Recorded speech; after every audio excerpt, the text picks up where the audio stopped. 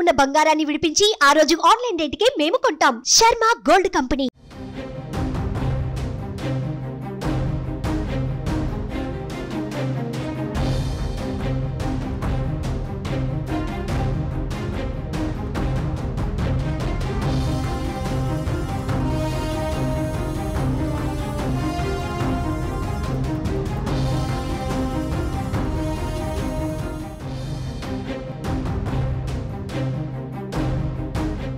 గుడివాడలో వైసీపీ అభ్యర్థి కొడాలి నాని వెనకంజలో ఉన్నారు. ఇక్కడ టీడీపీ అభ్యర్థి వెనిగండ్ల రాము ఆధిక్యంలో ఉన్నారు. వెనిగండ్ల రాము 1300 ఓట్ల ఆధిక్యంలో కొనసాగుతున్నారు.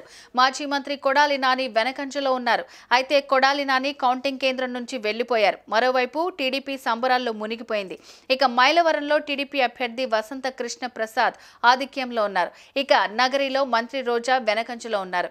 విజయవాడ టీడీపీ ఎంపీ అభ్యర్థి చిన్ని ఆధిక్యంలో ఉన్నారు. మంగళగిరిలో నారా లోకేష్ 2422 ఓట్ల ఆధిక్యంలో ఉన్నారు. విజయవాడ వెస్ట్లో బీజేపీ ఆధిక్యంలో ఉంది.